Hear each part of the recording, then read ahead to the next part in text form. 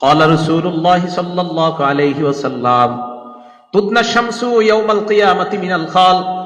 আল্লাহর রাসূল বলেন, সূর্যটা কিয়ামতের ময়দানে মানুষের এত কাছে হবে, ফাতাকুনা মিনহুম হাত্তা তাকুনা মিনহুম কামিকদারি মিল, মাত্র 1 মাইলের দূরত্বে থাকবে।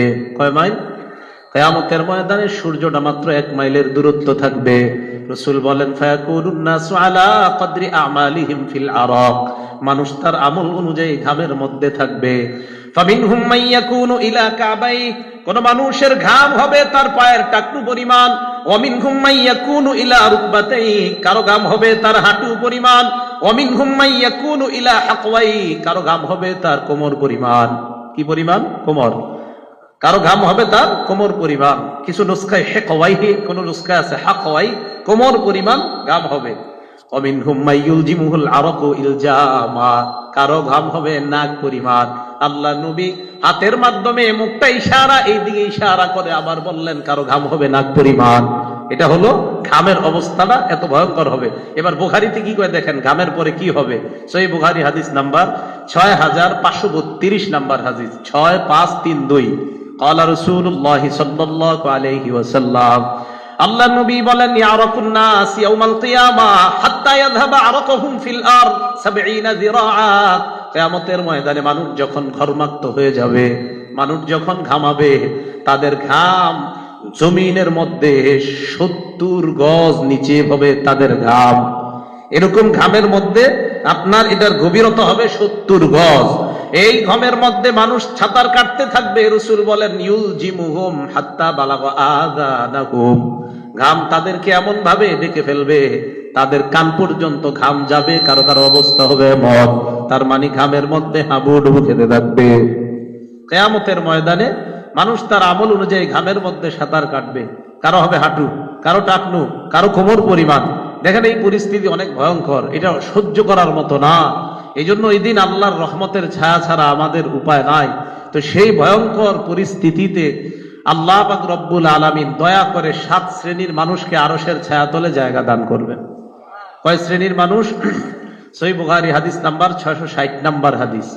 ক্বালা রাসূলুল্লাহ সাল্লাল্লাহু আলাইহি ওয়াসাল্লাম, আল্লাহ নবী বলেন, সাবাতুন ইউজিল্লুহুমুল্লাহ ফি জিল্লিহি ইয়াওমা লা জিল্লা ইল্লা জিল্লুহু।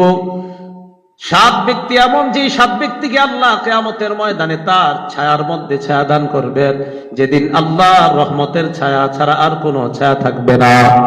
1 নাম্বার আল ইমামুল আদিল, ন্যায়পরায়ণ শাসক। কে?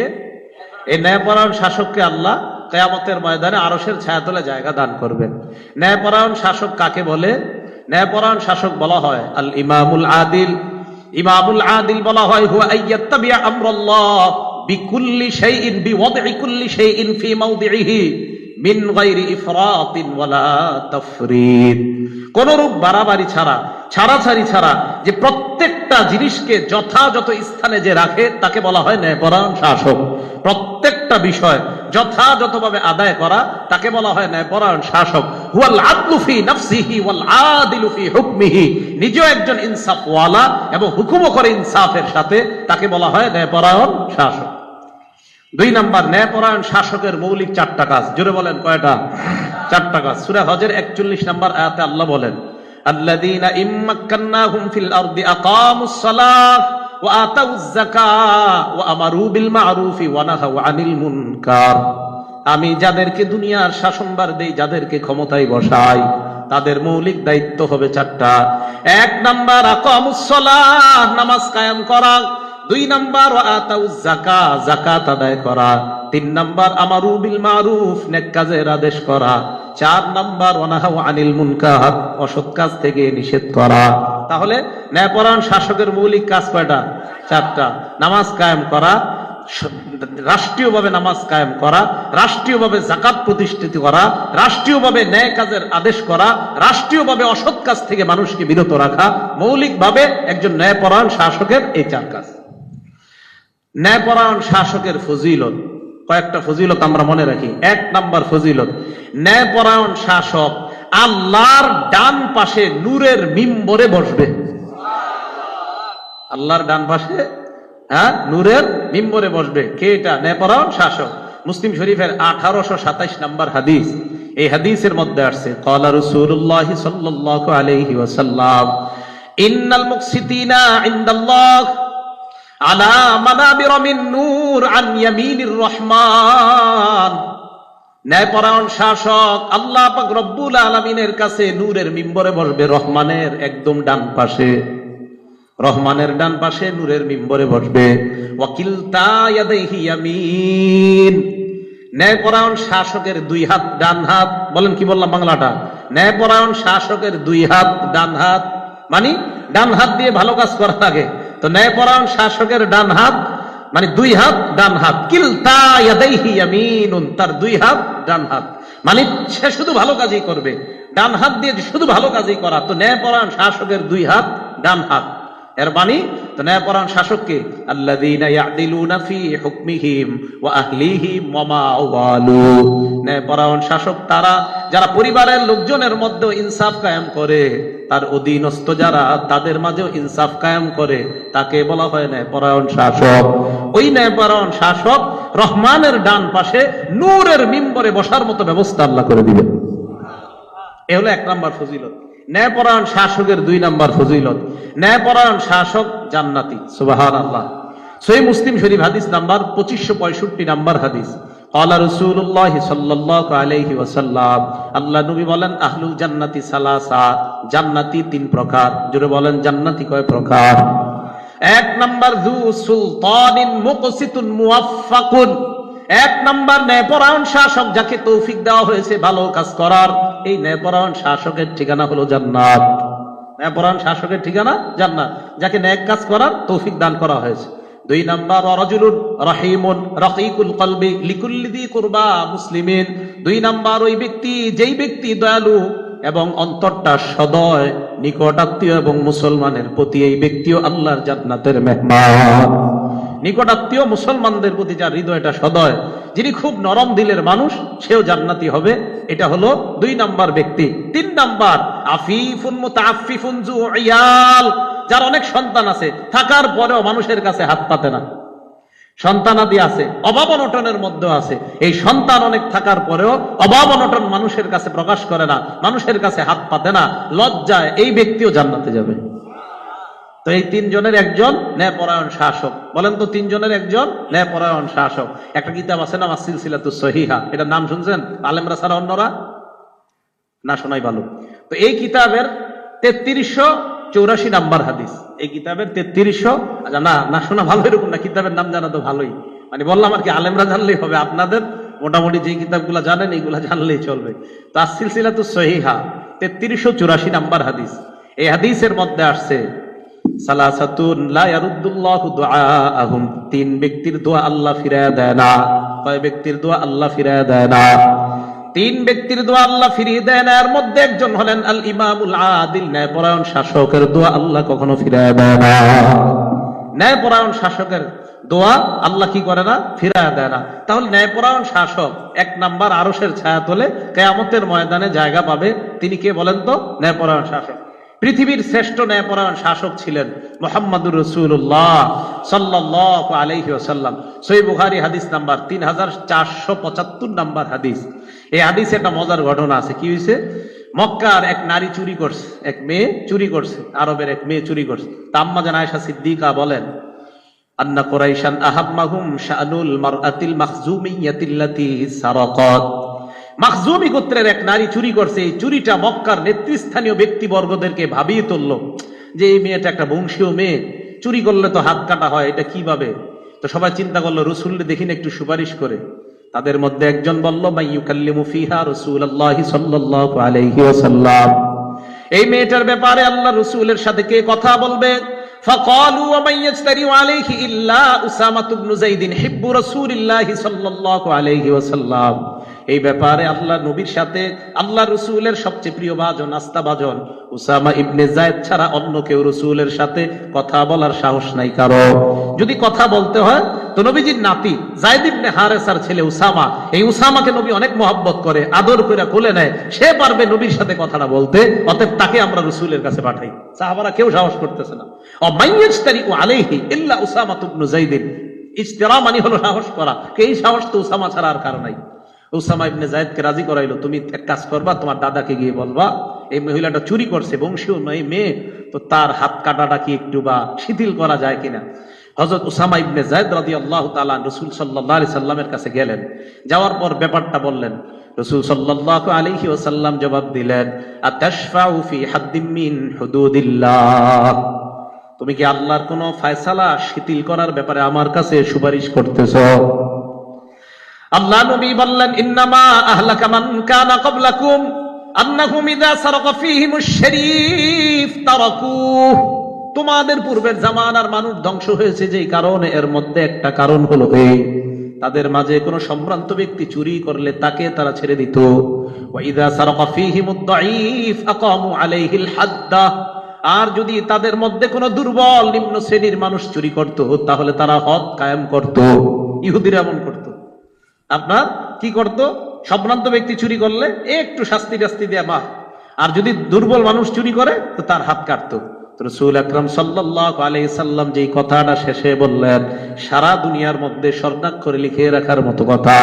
নবীজি বললেন, আইমুল্লাহ, আল্লাহর কসম, লাউ আন্না ফাতিমাতা ইবনাতা মুহাম্মাদিন সাল্লাল্লাহু আলাইহি ওয়াসাল্লাম সারাকাত, শোনো তোমরা, আমার কন্যা ফাতেমাও যদি চুরি করত, লাকাতাতু ইয়াদাহা, তার হাতও আমি কাটতাম। আমার মেয়ে ফাতেমা, মুহাম্মদ সাল্লাল্লাহু আলাইহি সাল্লামের মেয়ে ফাতেমা, সেও যদি চুরি করতো আমি তার হাত কেটে দিতাম। পৃথিবীর সবচেয়ে পরায়ণ শাসক ছিলেন মুহাম্মদুর রাসূলুল্লাহ সাল্লাল্লাহু আলাইহি সাল্লাম। কথা মনে আসেনি? কয় শ্রেণীর মানুষকে আল্লাহ আরশের ছায়াতলে জায়গা দিবেন? 7। 1 নাম্বার ন্যায়পরায়ণ শাসক।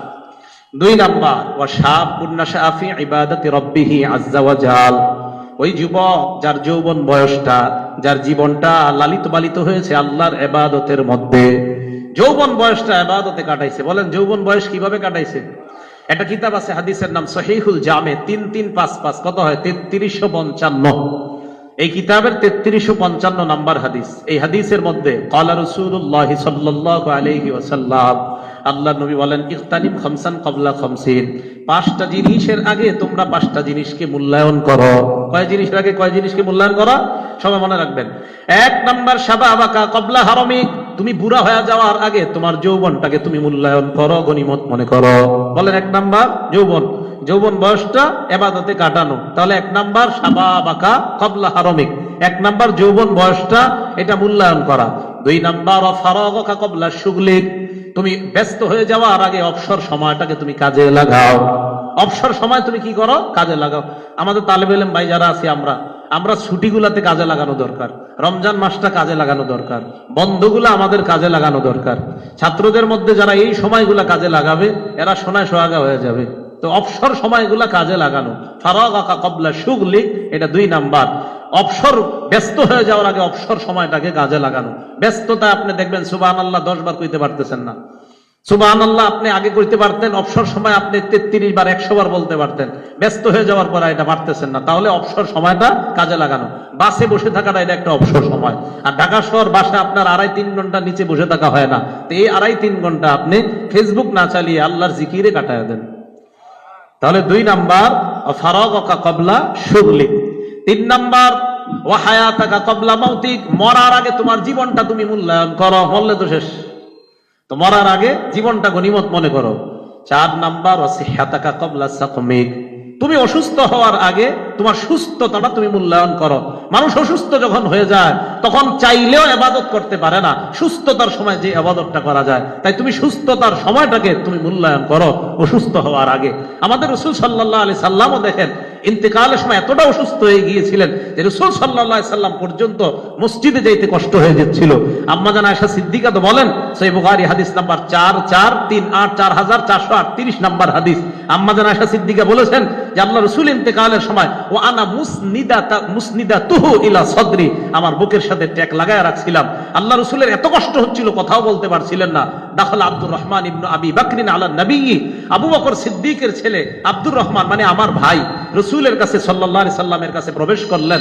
তো রাসূল সাল্লাল্লাহু আলাইহি সাল্লামের কাছে আব্দুর রহমান ইবনে আবু বকর যখন প্রবেশ করলেন, আচ্ছা হাদিসটা পুরোটাই বলে ফেলি, কি বলেন? আয়েশা পড়ছে মাথায়, বলে ফেলি, মজার হাদিস।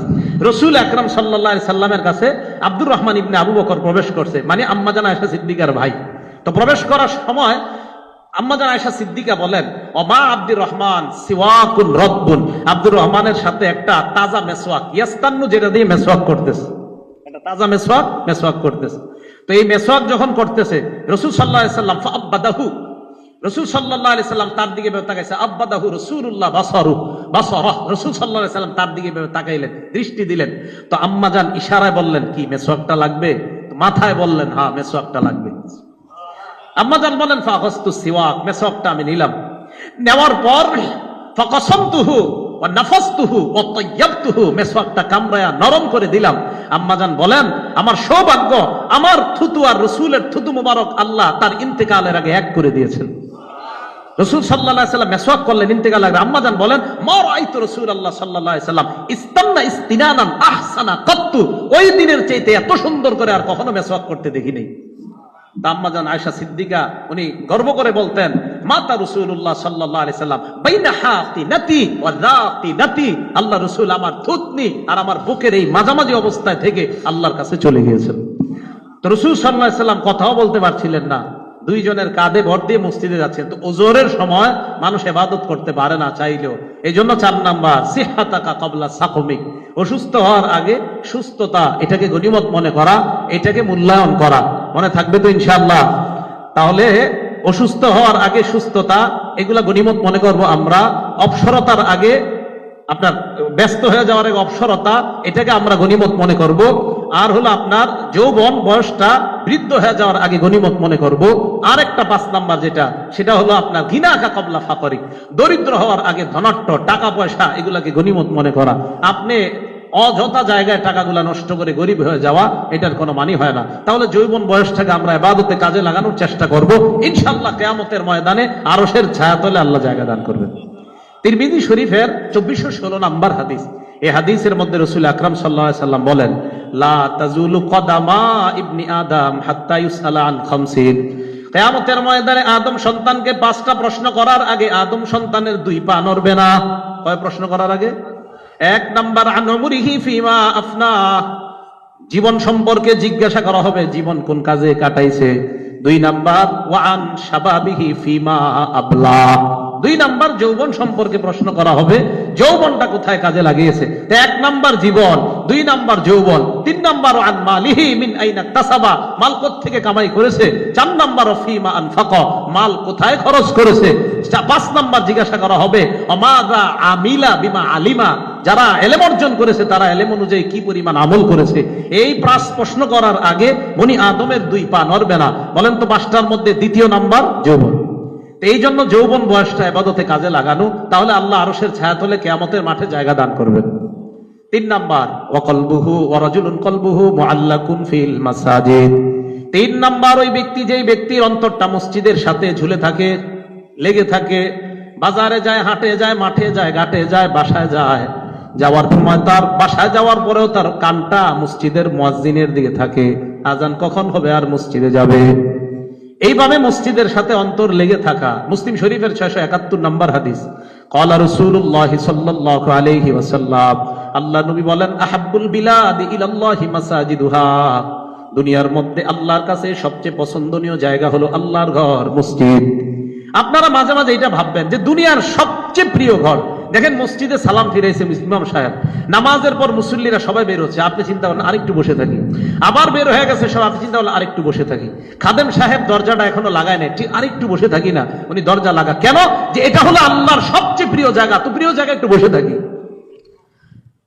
এই জন্য সবচেয়ে প্রিয় জায়গা মসজিদ। ওয়াবদুল বিলাদি ইলাল্লাহি মাসা আসওয়াকুহা, আর আল্লাহর কাছে সবচেয়ে নিকৃষ্ট জায়গা হলো বাজার। তাহলে সবচেয়ে প্রিয় জায়গা কি? মসজিদ।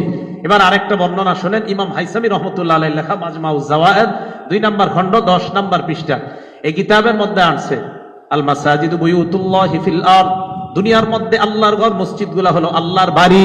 কামা তুদিউ নুজুমুস সামাই লি আহলিল আরদ, আল্লাহর নবী বলেন আকাশের তারা যেমন দুনিয়াকে আলোকিত করে, দুনিয়ার ঘর মসজিদগুলাও আসমানকে আলোকিত করে। আবার বলছি, দুনিয়ার মধ্যে আল্লাহর ঘর কোনগুলা? মসজিদ। বলেন আল্লাহর ঘর কোনগুলা? এই আল্লাহর ঘর দুনিয়াতে মসজিদ, আর আসমানের তারা, আসমানের তারা যেমন দুনিয়াকে আলোকিত করে, দুনিয়ার মসজিদগুলা ওই আসমানকে আলোকিত করে। তো এই জায়গাটাকে ঘর বানানো উচিত, এই জায়গাটাকে কি বানানো উচিত? ঘর বানানো উচিত। আস-সিলসিলাতুস সহিহা 716 নাম্বার হাদিস। এই হাদিসের মধ্যে আসছে ক্বালা রাসূলুল্লাহ সাল্লাল্লাহু আলাইহি ওয়াসাল্লাম আল মাসজিদু বাইতু কুল্লি তাকিয়িন, প্রত্যেক মুত্তাকি বান্দার ঘর হলো মসজিদ। বলেন প্রত্যেক মুত্তাকি বান্দার ঘর কি? মসজিদ। তো প্রত্যেক মুত্তাকি বান্দার ঘর হলো মসজিদ। এজন্য মনে রাখতে হবে আমরা মসজিদে যে যত বেশি যাবে তার তাকওয়া তত বেশি বাড়বে, আল্লাহকে তত ভয় পাবে, আর মুত্তাকি বান্দার ঘরই হবে আল্লাহর ঘর মসজিদ। আরেকটা বর্ণনা শুনলে আরো ক্লিয়ার হবে। আত-তারগীব ওয়াত-তারহীব 1 নম্বর খণ্ড 176 নম্বর পৃষ্ঠা, এই জায়গায় একটা বর্ণনা আসছে ক্বালা রাসূলুল্লাহ সাল্লাল্লাহু আলাইহি ওয়াসাল্লাম মা তাওয়াত্তানা রাজুলুন আল মাসাজিদ লিস-সালাতি ওয়াজ-যিকরি। রাসূল আকরাম সাল্লাল্লাহু আলাইহি ওয়াসাল্লাম বলেন, ইবনে মাজার 800 নম্বর হাদিসে আসছে মা তাওয়াত্তানা রাজুলুন আল মাসাজিদ লিস-সালাতি ওয়াজ-যিকরি ইল্লা তাবাশবাশাল্লাহ কামা ইয়াতাবাশবাশু আহলুল গায়বি বিগায়বিহিম। প্রবাসে গেছে আপনার সন্তান, প্রবাস থেকে সন্তান আসার পর পরিবার যেমন খুশি হয়, কোন বান্দা যখন মসজিদের মধ্যে সালাতে জিকিরে রত হয়ে যায় আল্লাহ তেমন খুশি হয়ে যায়। কোন বান্দা মসজিদের মধ্যে গেছে, যাওয়ার পর ওই বান্দা মসজিদে সালাতে জিকিরে রত হয়ে গেছে, আল্লাহ পাক রব্বুল আলামিন তার প্রতি এই পরিমাণ খুশি হয়ে যায়। এটা ইবনে মাজার 800 নম্বর হাদিস। ইবনে মাজার 802 নম্বর হাদিস। এই হাদিসের মধ্যে আসছে, দেখবেন আমাদের এলাকার অনেক মানুষ ডেলি মসজিদে যায়, এদিক দিয়ে আবার আসে। তো মানুষ কয় কি এই লোকটা কোথায় যায়? আরে জানো না উনি এই টাইমে ডেলি আসা পড়তে যায়, এরকম হয়ে যায়, মানে অভ্যাস যে আমরা তো জানি উনি ডেলি আসার নামাজে যায়, মাগরিবে যায়। তো ইবনে মাজার 802 নম্বর হাদিসটা দেখ, কত সুন্দর হাদিস। আহারে কোনো মানুষ যদি আমার পক্ষে এমন সাক্ষী দিত তো এটাই কামিয়াব। দেখেন কি বলে রাসূল, ক্বালা রাসূলুল্লাহ সাল্লাল্লাহু আলাইহি ওয়াসাল্লাম ইযা রাআইতুমুর রাজুলা ইয়াতাদুল মসজিদ, যদি দেখো কোনো ব্যক্তি মসজিদে যাওয়াটাই তার অভ্যাস, ফাশহাদু লাহু বিল ঈমান, তাহলে তার ঈমানের সাক্ষী তোমরা দাও। কোন ব্যক্তি মসজিদে যায়, মসজিদে ধারাবাহিক ভাবে যায়, তো তার ঈমানের সাক্ষী দাও তোমরা। এবার মাজমাউজ জাওয়ায়েদের বর্ণনাটা বলি আপনার। আত-তারগীব ওয়াত-তারহীবের বর্ণনা 1 নম্বর খণ্ড 176 নম্বর পৃষ্ঠা। রাসূল আকরাম সাল্লাল্লাহু আলাইহি সাল্লাম বলেন, তাকাফফালাল্লাহ লিমান কানাল মাসজিদু বাইতা, যেই ব্যক্তি মসজিদকে তার ঘর বানিয়ে নেয় ওই ব্যক্তিকে আল্লাহ পাক রব্বুল আলামিন বির-রাউহি ওয়ার-রাহমা ওয়াল-জাওয়াজি আলা সিরাতি ওয়ার-রিদওয়ান ইলাল জান্নাহ, আল্লাহ পাক রব্বুল আলামিন যেই ব্যক্তি মসজিদকে তার ঘর বানায় এই ব্যক্তিকে আল্লাহ দয়া করে, আল্লাহ মায়া করে, আল্লাহ নিজ দায়িত্বে পুল সিরাত পার করে জান্নাতে পৌঁছায় দেন। তাকাফফালাল্লাহ, আল্লাহ দায়িত্ব নিয়ে নেয় তাকে জান্নাতে নেওয়ার। তাহলে বলেন তো আরশের ছায়াতলে কয়জনটা আল্লাহ জায়গা দিবে? 3 নাম্বার কি? যার অন্তর কার সাথে লেগে থাকে? এই যে এটাই বলতেছে, মসজিদের সাথে। 4 নাম্বার ওয়ারাজুলানে তাহাব্বা ফিল্লাহ, ওই দুই ব্যক্তি, যে দুই ব্যক্তি একজন আরেকজনকে আল্লাহর জন্য ভালোবাসে, ইজতামা আলাইহি ওয়া তাফাররাকা আলাইহি, একজন আল্লাহর জন্য আরেকজনের সাথে আল্লাহর জন্য একত্রিত হয়, একজন আরেকজনের সাথে আল্লাহর জন্য তাদের বিচ্ছিন্নতা হয়, আলাদা হয়। এই দুইজন আল্লাহ পাক রব্বুল আলামিন বলেন, ওয়াজাবতু মাহাব্বাতি লিল মুতাহাব্বিনা ফিয়া, দুনিয়াতে যারা একে অপরকে আমার জন্য ভালোবাসে আমি আল্লাহ তাদেরকে ভালোবাসা ওয়াজিব করে নেই। একে অপরকে যারা আল্লাহর জন্য ভালোবাসে তাদেরকে ভালোবাসা আল্লাহ কি করে নেয়? ওয়াজিব করে নেয়। তাহলে একজন আরেকজনকে যদি আল্লাহর জন্য ভালোবাসে, কিয়ামতের ময়দানে এই দুই ব্যক্তিকে আল্লাহ আরশের ছায়াতলে জায়গা দিবেন। 5 নাম্বার ওয়ারাজুলুন দাআতহু ইমরাআতুন যাতু মানসিবিন ওয়া জামাল ফাকালা ইন্নী আখাফুল্লাহ। 5 নাম্বার ওই ব্যক্তি, যে ব্যক্তিকে সম্ভ্রান্ত কোন বংশীয় নারী তাকে ডাক দেওয়ার পর অপকর্মের জন্য বলে, আর ওই ব্যক্তি বলে ইন্নী আখাফুল্লাহ, আমি আল্লাহকে ভয় করি। বলেন কাকে ভয় করি? আল্লাহকে ভয় করি। একটা মজার হাদিস শোনেন, বুখারী শরীফের 3478 নাম্বার হাদিস। এক ব্যক্তি, এটা আপনার হাদিসে আর বুখারী শরীফের হাদিসে আসে, এক ব্যক্তি রাগাসাহুল্লাহু মালান, আল্লাহ তাকে অনেক সম্পদ দিয়েছে। সম্পদ দেওয়ার পর এই ব্যক্তি তার সন্তানদের ডাকছে, ডাকার পর ফাকালু লিবানিহি লাম্মা হুদিরা, মরণের সময় সন্তানদেরকে বলল, আমি কেমন বাবা, আমি কেমন বাবা? তো সন্তানরা বলে, খৈরু আবিন, আপনি উত্তম বাবা, আপনার মতো এরকম বাবাই হয় না। কহর, এটা কোনো কথা? আমি খারাপ মানুষ, তোমরা আন্দাজি বললে হবে, আমি অত ভালো মানুষ না, দুনিয়াতে এমন কোন অপকর্ম নাই আমি করি নাই। শোন, এক কাজ করবা, কি? ফাইদা মুত্তু, আমি যখন মারা যাব, মারা যাওয়ার পর ইসহাকুনি, আমার জ্বালায়া কয়লা বানায়া ছাই বানাবা, সুম্মা জাররুনি ফি ইয়াউমিন আসিফ, এরপরে কোন ঝড়ের দিন ওই বাতাসের মধ্যে আমার ছাইগুলা তোমরা ছেড়ে দিবা। কেন? আল্লাহ যাতে না পায়, আল্লাহ যাতে না পায়। হ্যাঁ হ্যাঁ, এটা বুখারী শরীফের বর্ণনা। এই কথা বলার পর তো ওই ব্যক্তিটা বললেন, তো বলার পর তারা সত্যি সত্যি কি করছে, তারা জ্বালাইছে। আপনারা কিন্তু আবার এরকম কাউরে জ্বালায়েন না, আগে শরীয়তের কথা, এখন আবার এরকম জ্বালায়েন না, জ্বালায় টালা বললেন না আমি ভালো মানুষ না, আমার শেষ করে দিত না, এরকম বললেন না। কিন্তু তো তারা এই বাতাসের মধ্যে তার ছাই ছেড়ে দিয়েছে। ছেড়ে দেওয়ার পর জামাআহুল্লাহ, আল্লাহ একত্রিত করছে। করার পর আল্লাহ বললেন, মা হামালাকা আলা হাযা, এই কাজ করছো কেন? কয় মা খাওয়াফাতুক, আল্লাহ আপনার ভয় করছে। তালাক্কাহু বিরাহমাতিন, আল্লাহর রহমতের চাদরে তাকে ঢেকে নিয়েছেন। তাহলে আল্লাহর ভয়, এটা আল্লাহর ভয় রাখা উচিত। আল্লাহ আমাদেরকে মাফ করবেন। আল্লাহর ভয় এটা বড় আজীব জিনিস। তো কোন সম্ভ্রান্ত বংশীয় নারী ডাকছে আর বললো আমি আল্লাহকে ভয় করি। এটা বর্তমান জামানার মোবাইল, ইলেকট্রনিক মিডিয়া, তো আপনারা অনেক নারীদের ফিতনায় পড়তে পারেন। তখন বলা আল্লাহরে ভয় করি। কাকে ভয় করি? আল্লাহকে। আল্লাহকে যত বেশি ভয় করবেন মেধা ভালো থাকবে, মেধা শার্প থাকবে, গুনাহ যত কম হবে মেধা তত ভালো থাকবে। যেন গুনাহ না করা, ছাত্র ভাইরা তো গুনাহ করাই উচিত না। আল্লাহ আমাদের সকলকে গুনাহমুক্ত জীবন যাপন করার তৌফিক দান করেন। তো 5 নাম্বার, ওই ব্যক্তি, যে ব্যক্তিকে কোনো বংশীয় সম্ভ্রান্ত নারী ডাকে আর সে বলে আমি আল্লাহকে ভয় করি। 6 নাম্বার, ওয়ারাজুলুন যাকারাল্লাহ খালিয়ান ফাফাদাত আইনা, যে ব্যক্তি নির্জনে আল্লাহকে, যাকে আল্লাহর জিকির করে, লা ইলাহা ইল্লাল্লাহ বলে, আর তার দু চোখ দিয়ে পানি প্রবাহিত হয়। রাতের বেলা আলাদা একটা রুমে বসবেন, একটা সুন্দর বাসার মধ্যে, মনে করেন সন্তানাদিদেরকে আলাদা করবেন, বিবি পরিবার সব আলাদা, একটা রুমে বসবেন। অথবা মসজিদের সবাই বের হয়ে গেছে, মসজিদের এক কোনায় বসে যান। বসার পর নির্জনে আল্লাহর একটু ডাকেন, আস্তে আস্তে আল্লাহকে ডাকেন। দেখবেন ওই সময়গুলোতে আপনার চোখের পানি আসবে। সূরা আরাফের 55 নম্বর আয়াতে আল্লাহ বলছে, উদউ রাব্বাকুম, তোমাদের রবকে তোমরা ডাকো। বাংলাটা বলেন, তোমাদের রবকে তোমরা ডাকো। তাদাররুআ, অনুনয় বিনয় করে, কাকুতি মিনতি করে, খুফিয়া, এবং গোপনে। তোমরা তোমাদের রবকে ডাকো অনুনয় বিনয় করে, কাকুতি মিনতি করে। আর কাকুতি মিনতি করা জায়েজ আছে, কিন্তু আপনার হাদিসের মধ্যে আসছে ইলহাহ।